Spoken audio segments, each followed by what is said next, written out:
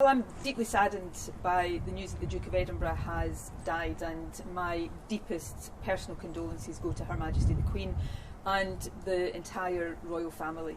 First and foremost, he was a husband, a father, a grandfather, a great-grandfather, and my thoughts are with all of those today who will be feeling a profound sense of loss and grief. In particular, the Queen.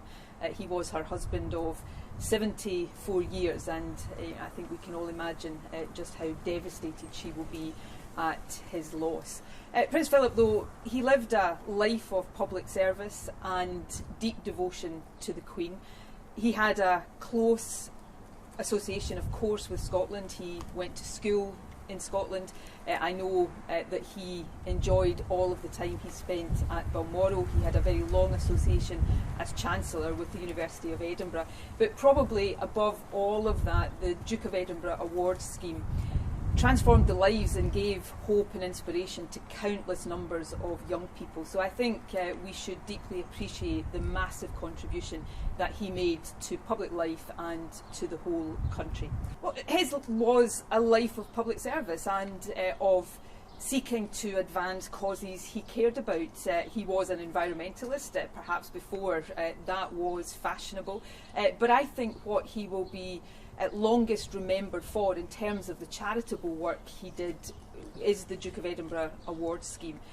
None of us can not know somebody, in my case many people, right throughout my life and my time as First Minister, whose prospects have been transformed by participation in that scheme, who have learned a lot and become, better people as a result of that. And that is, I think, a really important and special legacy for anybody in life to leave, to have made life better for young people.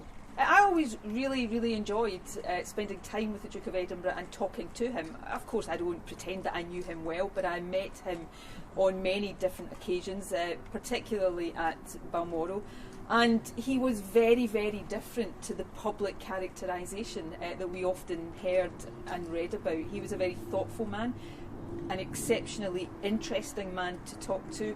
He was a bookworm, very well read. I love reading as well, so we would always talk about the books we were reading at the time. I really enjoyed those conversations. It was also very clear any time I met him just how deep the devotion to the Queen that he had, and you could see that, you could sense that in seeing them together.